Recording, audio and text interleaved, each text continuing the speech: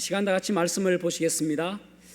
오늘 말씀은 디모데후서 2장 14절에서 21절 말씀을 같이 한 목소리로 합독하시도록 하겠습니다. 디모데후서 2장 14절에서 21절 말씀입니다. 시작. 너는 그들로 이 일을 기억하게 하여 말다툼을 하지 말라고 하나님 앞에서 엄히 명하라. 이는 유익이 하나도 없고 도리어 듣는 자들을 망하게 함이라. 너는 진리의 말씀을 옳게 분별하며 부끄러울 것이 없는 일꾼으로 인정된 자로 자신을 하나님 앞에 드러기를 힘쓰라. 망령되고 헛된 말을 버리라. 그들은 경건하지 아니함에 점점 나아가나니 그들의 말은 악성 종양이 퍼져나감과 같은데 그 중에 흐메네오와 빌레도가 있느니라. 진리에 관하여는 그들이 그릇되었도다. 부활이 이미 지나갔다 하므로 어떤 사람들의 믿음을 무너뜨리리라. 그러나 하나님의 견고한 터는 섰으니 인침이 있어 일렀으되 주께서 자기 백성을 아신다 하며 또 주의 이름을 부르는 자마다 불의에서 떠날지어다 하였느니라. 큰 집에는 금그릇과 은그릇뿐 아니라 나무 그릇과 질그릇도 있어 귀하게 쓰는 것도 있고 천하게 쓰는 것도 있나니 그러므로 누구든지 이런 것까지 해서 깨끗하게 하면 귀히 쓰는 그릇이 주인의 쓰심에 합당하며 모든 선한 일에 준비함이 되리라. 아멘. 착석하시겠습니다. 비서처럼 하라라는 책이 있습니다. 거기 보면은 삼성의 사장단에서 47%가 비서실 출신이라고 이야기합니다. 그러니까 비서들은 사장의 마음을 잘 알고 또 회사의 사정을 너무나도 잘 알기 때문에 높은 직위까지 승진을 하는 경우가 많다라는 그런 글이 있습니다. 여러분, 우리는 쓰임받기에 좋은 사람입니까? 주님께서 우리를 바라보실 때 우리는 좋은 일꾼인지 한번 생각해 보았으면 좋겠습니다. 어쨌든 교회는 일꾼들에 의해서 운영되어짐을 우리는 잘 알고 있습니다. 어떤 분들은 교회 주일학교 교사로 이렇게 수고하시는 분들도 계시고요. 또 어떤 분들은 식사당번으로, 또 어떤 분들은 찬양대원으로, 또 어떤 분들은 찬양팀원으로 그렇게 여러 가지 방법으로 주님을 섬기는 분들이 계시죠. 그분들의 수고와 땀과 헌신을 통해서 교회는 돌아가고 있는 것이죠. 만약에 그렇게 수고하시는 분이 한 명도 없다면 교회는 금방 문 닫게 될 것입니다. 왜냐하면 하나님의 일은 사람을 통해서 일하시기 때문에 그렇습니다. 그런데 참 아이러니하게도요, 주님을 섬기는 그 자리에, 주님을 섬기는 자리에서 주님을 멀리 떠나는 경우가 있는 것을 보게 되어집니다. 주님을 열심히 섬기고 있음에도 불구하고 마음은 주님께로부터 멀어지는 그러한 경우가 있는 것을 보게 되어집니다. 기뻐하며 주님을 섬겨야 됨에도 불구하고 불평과 원망과 다툼이 있음으로 인하여 다른 사람들에게 시험거리가 되어지는 그러한 경우도 있는 것을 보게 되어집니다. 과연 쓰임받는 그리스도인은 어떤 사람이어야 할까요? 자, 오늘 디모데후서 2장 20절에서 21절 말씀을 다시 한번 읽어보겠습니다. 시작. 귀하게 쓰는 것도 있어 귀하게 쓰는 것도 있고 천하게 쓰는 것도 있나니 그러므로 누구든지 이런 것에서 자기를 깨끗하게 하면 귀히 쓰는 그릇이 되어 거룩하고 주인의 쓰심에 합당하며 모든 선한 일에 준비함이 되리라. 아멘. 아멘. 성경에서 믿음의 사람을 그릇으로 비유하는 것은 낯선 비유가 아닙니다. 바울도 고린도후서 4장 7절에 보면은 우리가 보배를 질그릇에 담았다 그렇게 말씀하고 있습니다. 그래서 바울 사도가 질그릇임을 그렇게 비유하고 있는 것을 보게 되어집니다. 큰 집에는 여러 가지 그릇이 있다라고 말씀하고 있죠. 금그릇도 있고 은그릇도 있고 질그릇, 흙그릇이 있다라고 말씀하고 있습니다. 그 가운데서 어떤 그릇은 귀하게 쓰는 그릇이 있는가 하면 어떤 그릇은 천하게 쓰는 그릇도 있다라고 말씀합니다. 우리 집도 마찬가지죠. 뭐 밥그릇, 국그릇도 있는가 하면 개밥그릇도 있거든요. 또 음식물을 담아두는 그릇도 있습니다. 여기서 큰 집을 교회로 해석하는 것은 무리가 아닙니다. 다시 말씀을 드리자면 교회도 금그릇이 있고 은그릇이 있고 또 흙그릇도 있게 되는 것이죠. 여러분은 어떤 그릇이고 싶으십니까? 교과서적인 대답은 무엇인가 하면은 그릇이 뭐 중요합니까? 그 안에 보배가 중요하죠 라는 것이 정답이겠죠. 그러나 여러분 한번 옆 사람 한번 보십시오. 무슨 그릇처럼 보여집니까? 질그릇처럼 보여집니까? 흙그릇처럼 보여집니까? 아니면은 금그릇처럼 보여집니까? 저는 아무거나 괜찮아요 라고 한다고 치십시다. 제가 어떤 분한테 여러분들을 소개하는데 여기 김영재님은 금그릇과 같은 존재입니다 라고 하는 것과 여기 김자매님은 흙그릇, 질그릇과 같은 사람입니다 하고 한다면은 질그릇이라고 소개받은 사람은 아주 기분이 해피하지는 않을 것 같아요. 기분 나빠하지 않을까 싶습니다. 어쨌든 금그릇이 되고 싶어하는 마음은 있지 않을까 싶습니다. 그런데 쓰임받는 그릇은 어떤 그릇인가는 결론적으로 나중에 말씀을 드리기로 하고 우리는 이 그릇 비유에 있어서 생각할 것이 무엇이냐면은 하나님께서는 우리가 모두가 다 일꾼이 되기를 원하시거든요. 어떤 사람은 그렇습니다. 저는 목사님 제발 저는 투명인간처럼 좀 취급해 주십시오. 그저 예배만 드리고 그리고 집에 가는 그러한 삶을 좀 살고 싶습니다. 제발 좀 저를 놔두십시오. 귀찮게 하지 마십시오. 그런 분이 있기도 합니다. 그런데 중요한 것은 주님께서 우리를 두 번 부르시거든요. 하나는 구원으로부터 부르시고 또 하나는 사명으로 부르십니다. 구원받은 사람은 어느 한 것만 부름받는 것이 아니라 두 가지를 동시에 부름받습니다.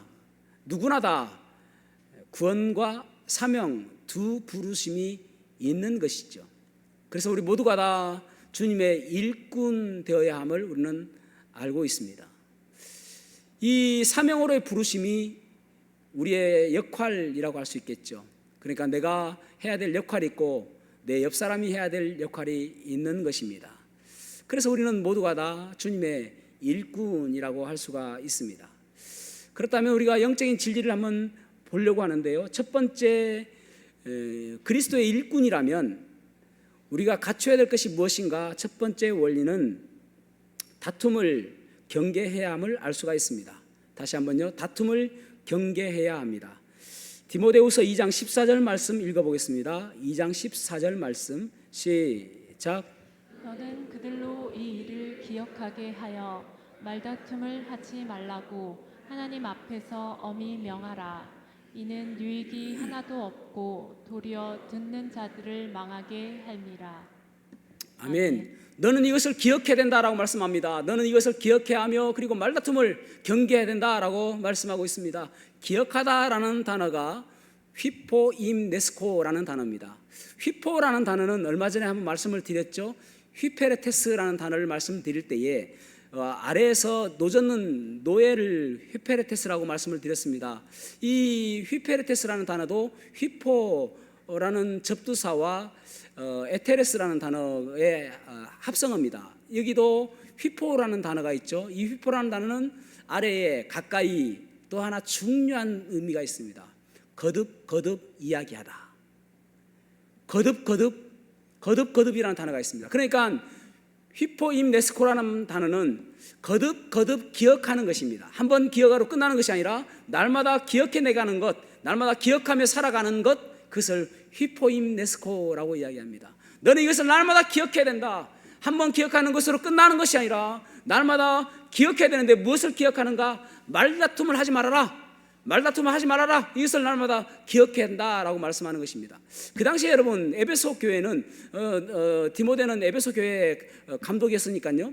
에베소 교회는 여러 가지 다툼이 있었는데 그 중에 특별히 다툼이 있는 것이 무엇이냐면은 신화와 족보에 대한 다툼이었습니다. 신화라는 것은 무엇인가 하면은 헬라의 그리스 신화가 교회로 들어오고 그리고 창조 세계에서 천사의 계급을 분류해서 어느 천사가 더 높고 어느 천사가 낮은 것에 대해서 다투는 것입니다. 분쟁하는 것입니다. 그 다음에 이제 족보에 관한 것도 창세기 족보에서 과도하게 해석해서 비밀스러운 교훈을 찾으려고 노력했던 것입니다. 그러니까 성경에서 말한 것 그 외에 더 깊이 들어가고 싶어하는 그런 마음 때문에 과도하게 해석하는 것입니다. 그것들 때문에 서로 다툼이 있었던 것입니다. 말다툼이 있었던 것이죠. 논쟁이 있었던 것이죠. 여러분 중요한 것은 무엇인가 하면은 그것이 얼마나 바르고 정당하고 그것이 얼마나 신학적으로 옳다 할지라도 그것보다 더 중요한 것은 신앙이 더 중요한 거예요. 믿음이 중요한 것입니다. 결국 여기서 말씀하고 있잖아요. 그 다툼은 결국은 유익되지도 못하고 그리고 망하게 한다. 듣는 사람들로 하여금 망하게 한다. 그렇게 말씀하고 있잖아요. 우리의 말다툼도 그렇거든요. 그것이 이겼다고 한들 이기는 것이 아니라 그것에서 승리했다고 해서 기뻐할 것이 아니라 결국은 그것을 통해서 사람이 잃게 되어지고 믿음이 더 떨어지는 것을 우리가 알아야 하는 것입니다.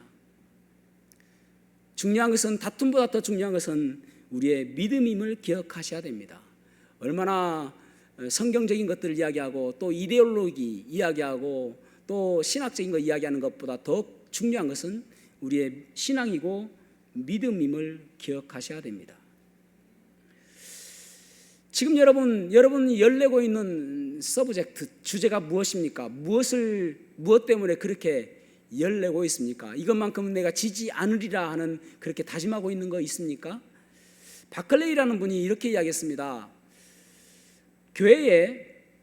교회에서 논쟁이 일어날 때에 이런 원칙을 기억해야 된다. 교회에서 다툼이 일어날 때 이런 원칙을 기억해야 된다. 첫 번째, 그 논쟁을 통해서 하나님께 더 가까이 가고 있는가? 하나님을 더 사랑하고 있는가? 두 번째, 그 논쟁을 통해서 내 성도, 내 지체들을 더 사랑하는가? 지체를 더 가까이 가고 있는가? 그렇지 않다면 그 논쟁은 피해야 된다. 그것은 유익되지 못한 논쟁이다 라고 이야기를 했습니다.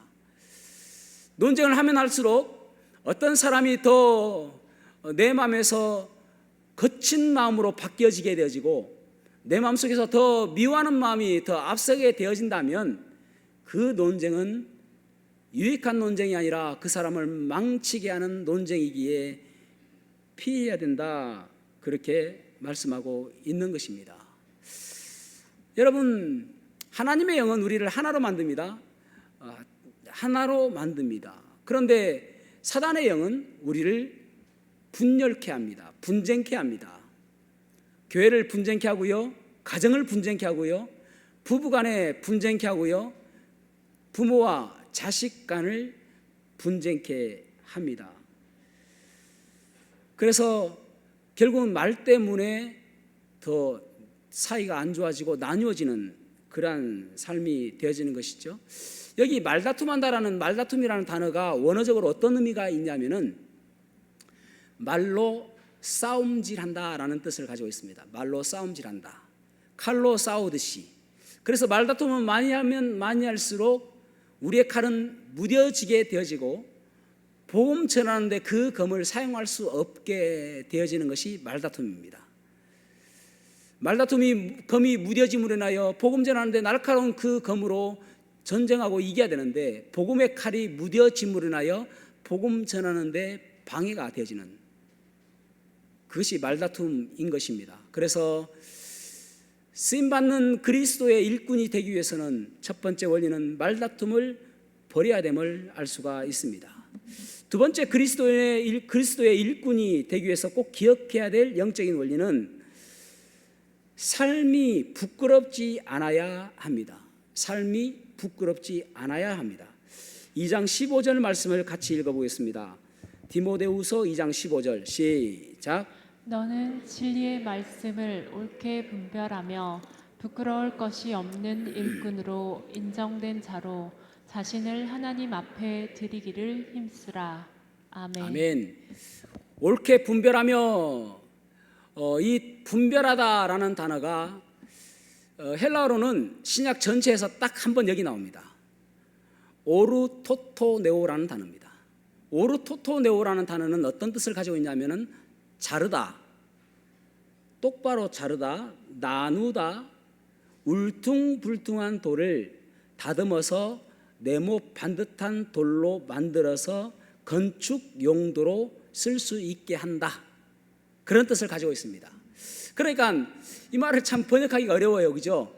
너는 진리의 말씀을 울퉁불퉁한 돌덩이처럼 된 것을 네모 반듯한 돌덩이로 만들어서 건축에 쓸 수 있도록 해라.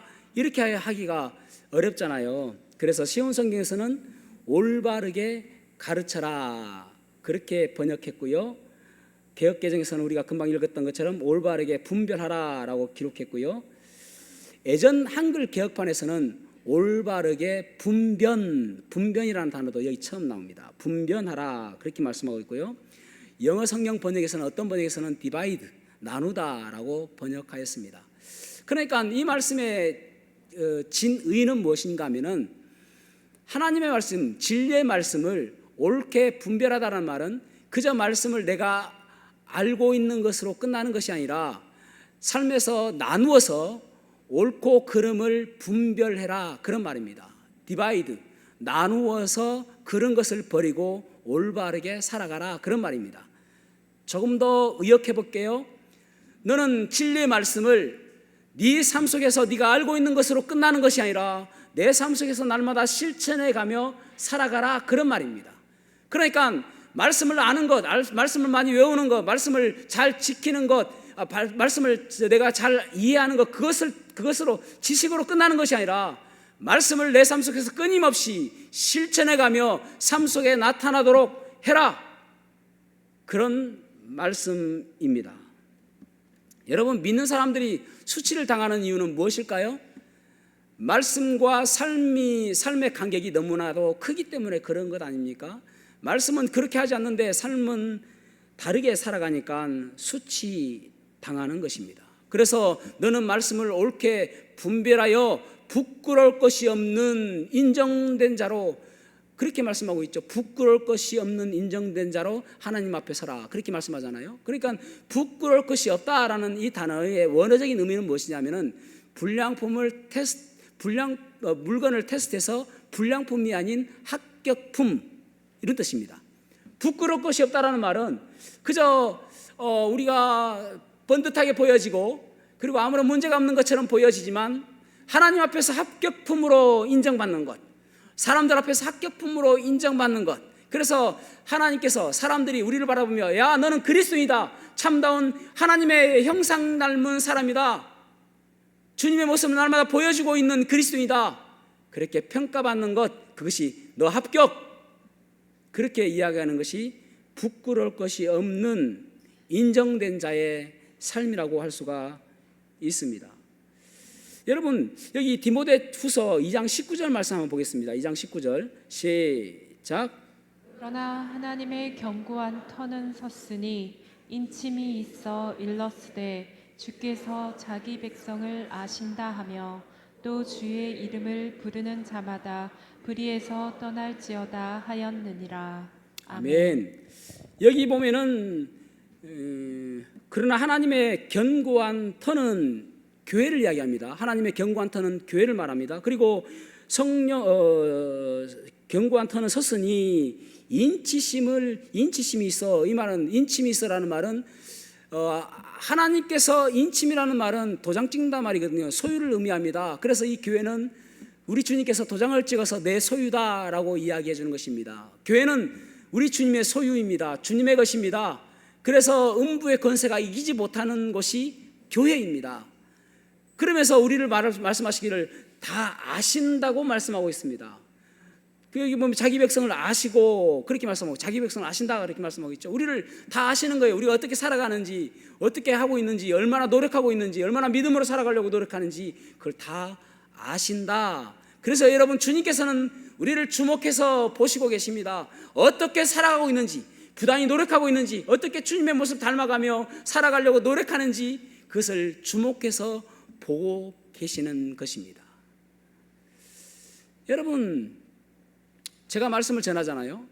그런데 여러분이 저에게 실망하는 이유가 무엇일까요? 말씀을 전함에도 불구하고 말씀대로 살지 않는 모습 보여지면은 여러분들은 실망할 것입니다. 설교를 얼마나 잘하고 못하고는 그렇게 중요하지 않다고 생각합니다. 설교를 못하면은 정말 은혜가 안 되어지고 내가 포도씨 교회를 다닐 것 같으면은 다른 교회로 옮기겠죠. 이 교회는 아닌 것 같다. 내가 좀 더 믿음 성장하기 위해서 포도씨라는 말 아십니까? 포도씨라는 말은 표준어가 아님에도 여러분들이 이해하셔야 되는데, 꾸역꾸역 억지로, 이제 아시겠죠? 예. 포도씨가 어디 사투리인지 모르겠네요. 억지로 교회를 설교가 은혜가 안 되지만 억지로 교회를 다니겠죠. 예? 마치 밥을 먹을 때에 간신히 먹겠습니다라고 기도하는 것과 똑같습니다. 오늘 뭐 집에 무슨 일이 있는 거 아니죠? 예, 그 식사를 간신히 먹고 오시지는 않았겠죠. 어쨌든 그렇게 억지로 교회를 나오다가 다른 데로 갈 수도 있지 않겠습니까? 설교가 은혜가 안 되지면은 그것은 큰 문제가 아니라고 생각해요. 그런데 정말 실망하는 것은 무엇이냐면은, 목사님 그렇게 말씀하셨고 그렇게 설교하고 그렇게 성경을 이야기했는데 그대로 살지 않는 것 바라보면 실망하는 거 아니에요. 자녀들도 마찬가지 아닙니까? 우리가 그리스도인이라고 이야기하고 말씀대로 살려고 노력하는 모습이 보여야 되는데, 교회에서는 정말 거룩하고 교회에서는 정말 그리스도인다운 모습이 보여지고 경건한 모습이 보여지는데 집에 오자마자 달라요. 그저 세상 사람은 똑같아요. 거기에서 실망하는 거잖아요.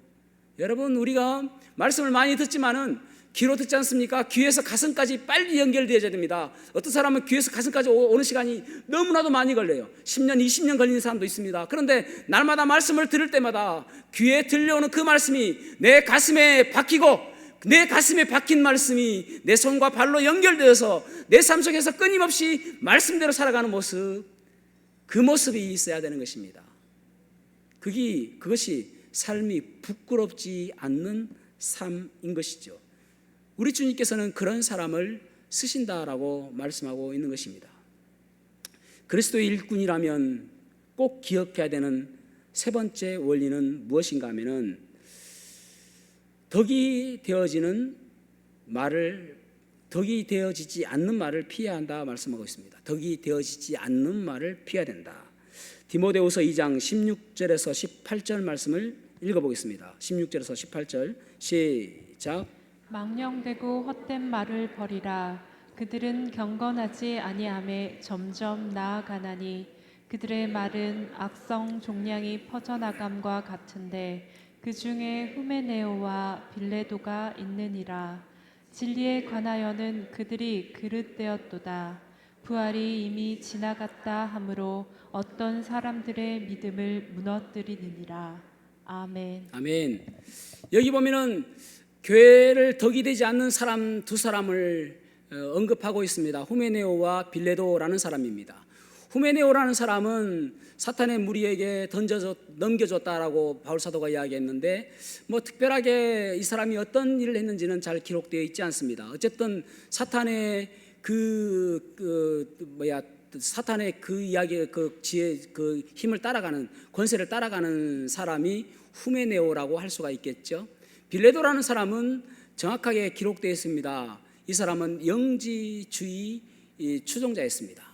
그러니까 영지주의에서 무엇을 이야기합니까? 주님께서 부활하신 것이 육체적인 부활이 아니라 영적인 부활이라고 주장합니다. 또한 너희 그리스도인들도 그 이후에 부활하는 것이 아니라 침례를 받을 때 영적으로 부활했기 때문에 앞으로 우리의 육체적인 부활은 없다라고 주장하는 사람이었습니다. 빌레도라는 사람이요. 이런 것들을 이 에베소 교회 성도들에게 지금 이제 계속적으로 유혹하는 것입니다. 그런데 이런 것들을 뭐라고 말씀하냐면은, 2장 16절 말씀을 다시 한번 읽어보겠습니다. 디모데후서 2장 16절 시작. 헛된 말을 버리라. 그들은 경건하지 아니함에 점점 나아가나니. 아멘. 아멘. 여기 보면은 망령되고 헛된 말을 버리라. 그러면서 후메네오와 빌레도를 이야기하는 것이거든요. 망령되고 헛된 말. 시온 성경에서는 이렇게 번역했습니다. 쓸모없는 세상적인 이야기를 하는 사람들을 피하십시오. 그러니까 쓸모없는 말, 쓸데없는 말, 속된 말, 세상적인 말들을 하는 사람들을 피하십시오. 그렇게 말씀하였습니다.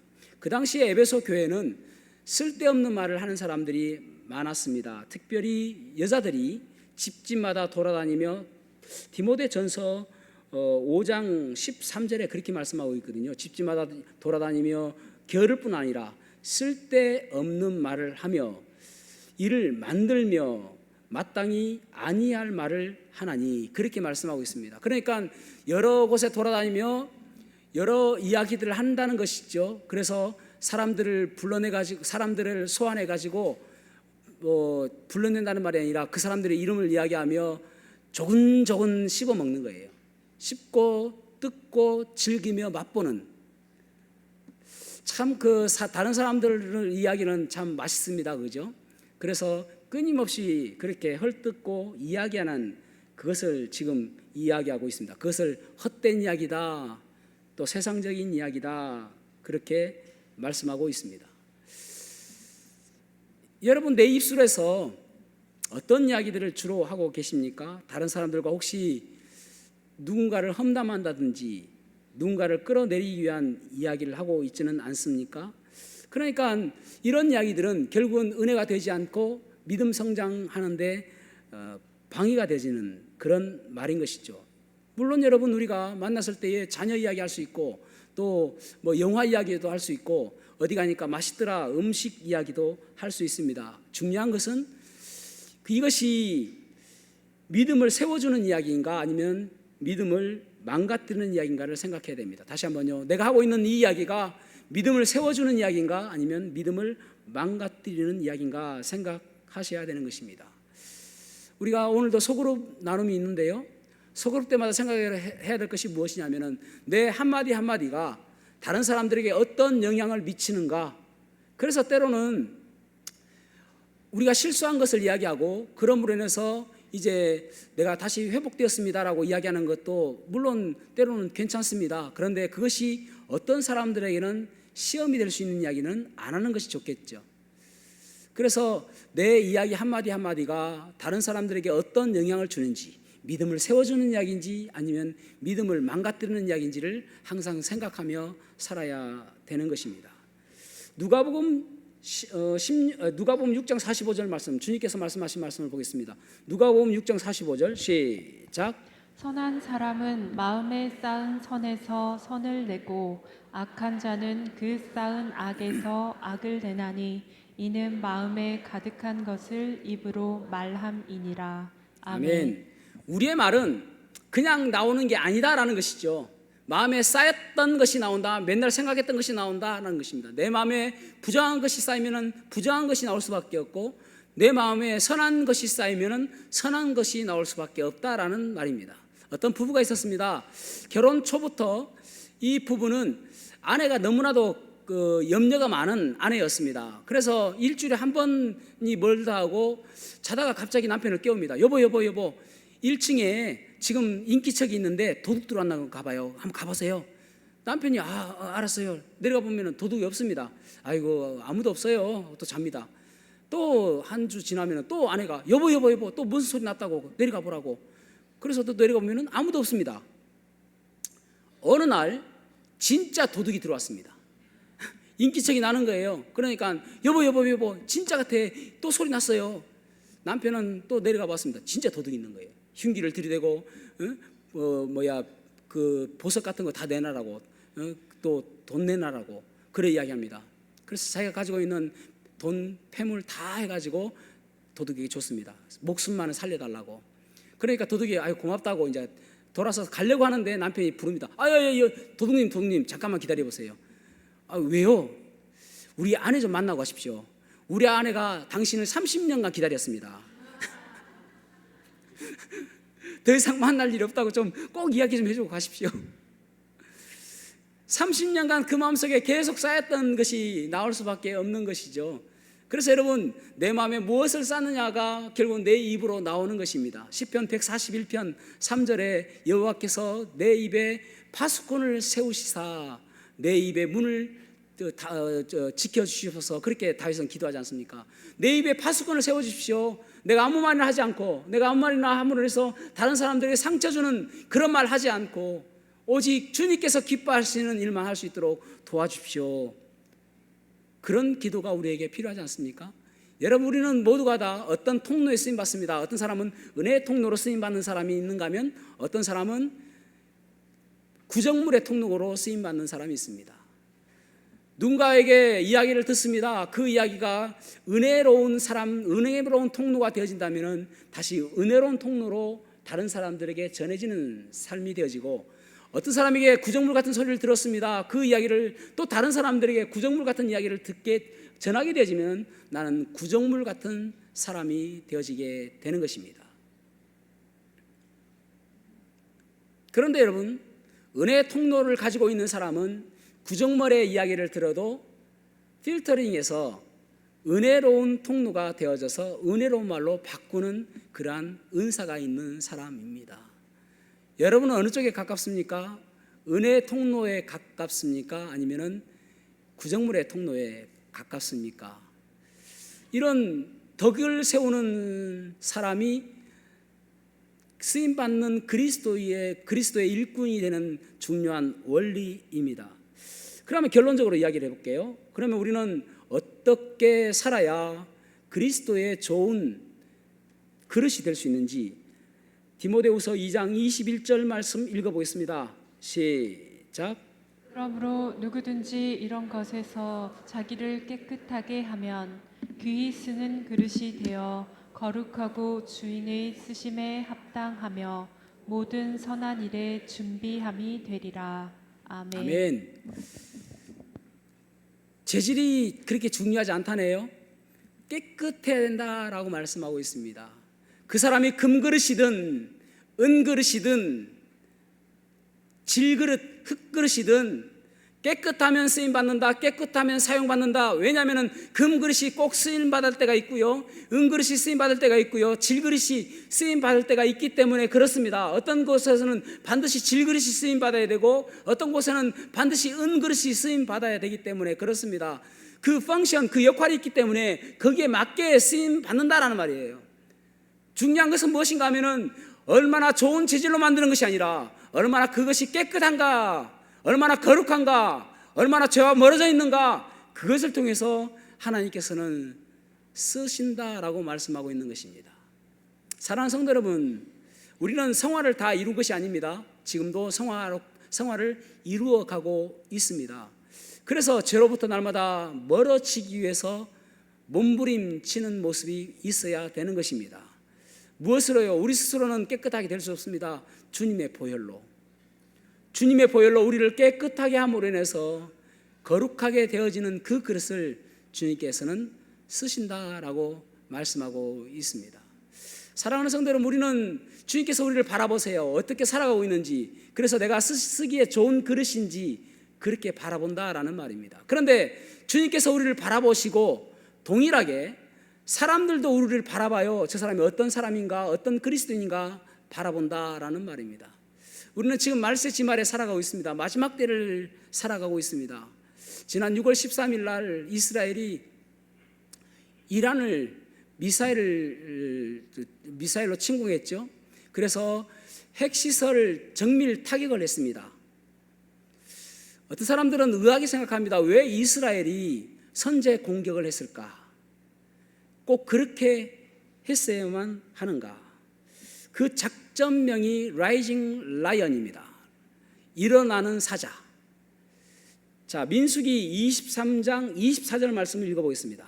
민수기 23장 24절 시작. 이 백성이 암사자같이 일어나고 수사자같이 일어나서 움킨 것을 먹으며 죽은 피를 마시기 전에는 눕지 아니하리로다 하매. 아멘. 이 말씀은 모압 왕 발락이 발람을 시켜서 이스라엘 백성들을 저주하라고 했는데 그 입술에서 저주가 아니라 축복의 말이 나온 내용입니다. 너희들이 일어나는 사자와 같다라는 것입니다. 그런데 지금 그 말씀으로 지금 일어나는 사자, 라이징 라이언이라는 그 작전명으로 지금 일으킨 거예요. 그리고 나서 베냐민 네타냐후가 이렇게 이야기했습니다. 그 총리가 그런 이야기했습니다. 지금 행동하지 않으면 다음 세대가 존재할 수 없다. 그렇게 이야기했습니다. 그러니까 그들의 존재를 위해서 앞으로 어떤 위험이 있을지 모르기 때문에 내 후대를 위해서 우리가 이렇게 전쟁을 일으킨다라는 것입니다. 여러분, 이스라엘은 끊임없이 자기의 존재를 위해서는 전쟁했습니다. 그러니까 1967년 6.1 전쟁도 마찬가지거든요. 이집트와 아랍 연맹과의 전쟁을 했죠. 그런데 6일 만에 이스라엘이 이겼습니다. 그때도 선제 공격을 했습니다. 그래서 이스라엘이 이겼습니다. 왜요? 그들로부터 위협을 받았기 때문에. 지금 이란의 핵무기 때문에 이스라엘이 위협받거든요. 그래서 내 다음 세대를 지키기 위해서는 우리는 전쟁한다는 거예요. 내 다음 세대를 위해서. 그런데 이 말씀에 엄청 중요한 것이 무엇이냐면은 지금 전쟁의 위험한 것이 무엇이냐면은 에스겔 38장에 보면은 마지막 때가 되어질 때에 이란이 예전 페르시아거든요. 페르시아에 의해서 이스라엘이 침공받게 될 것이다. 그렇게 예언하고 있습니다. 그러니까 이 이란이 이스라엘 침공하고 서로 전쟁이 나는 이것이 어쩌면은 마지막 퍼즐을 하나 맞춰가는 것 듯한 그런 느낌이 온단 말입니다. 그러니까 지금은 마지막 때라고 할 수가 있는 것이죠. 언제 주님께서 오실지 모른다는 것입니다. 우리들도 이 이스라엘 사람들이 라이징 라이언 했던 것처럼, 일어났던 것처럼, 물론 일어난 사자처럼 우리들도 우리 다음 세대를 위해서 우리가 더욱더 그리스도인답게, 더욱더 믿음의 사람답게 그렇게 살아가야 되는 것입니다. 내 모습을 바라보고 도전받게 하고 내 모습을 통해서 그리스도의 모습은 어떤 것인가 가르쳐줘야 될 책임이 우리에게 있는 것입니다. 우리는 다음 세대를 바라보는 사람이 되어야 됩니다. 이 우는 사자처럼 우리도 일어난 이 사자처럼 우리도 일어나야 되는 것입니다. 로마서 13장 1절 말씀 보십시오. 지금이 어떤 때인가. 로마서 13장 11절 말씀 시작. 또한 너희가 혈거니와 자다가 깰 때 벌써 되었으니 이는 이제 우리의 구원이 처음 믿을 때보다 가까웠음이라. 아멘. 주님 오실 날이 가까우고 있다는 것입니다. 처음 구원받을 때보다 우리의 구원이 더 가까우고 있다는 것입니다. 주님 오실 날이 가까우고 있기 때문에 내 자녀들을 다 바라보며 내 후대를 바라보며 나를 따라오는 많은 사람들을 바라보며 더 믿음의 모습을 살아가야 되는 것입니다. 그들을 위해서라면 전쟁도 불사할 수 있는 그런 담대함이 우리에게 있어야 되는 것입니다. 여러분, 그리스도인의 모습 가운데서는 말다툼이 없어야 됩니다. 그리스도인의 모습 가운데서는 삶에 부끄러움이 없어야 됩니다. 그리스도인다운 모습에서는 덕을 해치는 덕이 되지 않는 그런 모습들을 우리는 제해야 되는 것입니다. 그래서 내 삶 속에서 많은 사람들에게 올바른 그리스도의 모습으로 살아가야 주님께 인정받고 사람들에게 인정받고 자녀들에게 인정받고 내 부모에게 인정받고 내 친척들에게 인정받게 되어지는 것입니다. 저와 여러분이 그렇게 깨끗한 그릇 되어서 올바른 삶을 살아감으로 인하여 주님께 쓰임받는 좋은 그릇 되는 삶 되었으면 좋겠습니다. 지금은 마지막 때입니다. 더욱더 깨어 기도하고 더욱더 깨어 있어야 합니다. 저와 여러분이 그 주님 오실 날을 바라보며 더욱더 경건한 모습으로 살아가는 그러한 복된 삶 살아가시기를 주님 이름으로 축복합니다. 기도하시겠습니다. 혹시 여러분 가운데 나는 아직 구원받은 확신이 없습니다. 나는 아직 구원받지 않았습니다. 어떻게 하면 제가 구원받을 수 있을까요? 그런 분 계십니까? 손을 들어 펴시면 여러분들을 위해서 기도해 드리겠습니다. 사랑하는 성도 여러분, 마지막을 향해서 살아가는 그리스도인 여러분, 잘 살아가고 있습니까? 바로 살아가고 있습니까? 주님께 인정받는 부끄러울 것이 없는 삶을 살아가고 있습니까? 주님, 제가 쓰임받는 올바른 그리스도인의 삶을 살아가기를 원합니다. 그렇게 소원하신 분 계십니까? 손을 들어 펴시면 여러분들 위해서 기도해 드리겠습니다. 아멘, 아멘. 그 손을 보았습니다. 네, 이 시간 우리가 자리에서 일어나셔서 우리에겐 소원이 하나 있네 찬양하시겠습니다.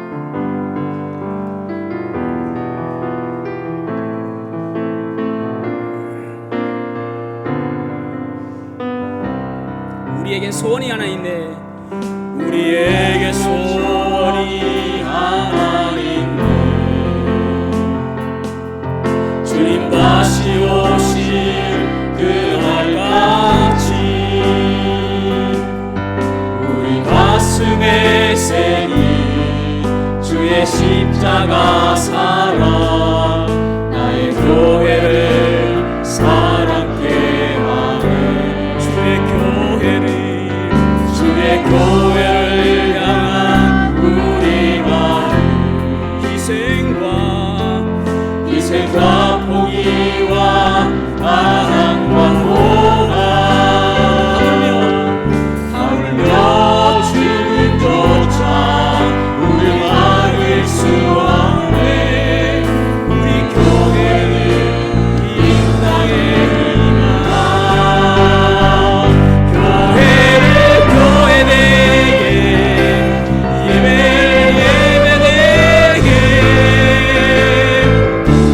우리를 사용하소서. 진정한 그의 날 오늘 임하도록 우리 사용하소서. 이 시간 따라하시겠습니다. 주여 들으소서. 주여 용서하소서. 주여 행하시옵소서. 기도하시겠습니다. 하나님 아버지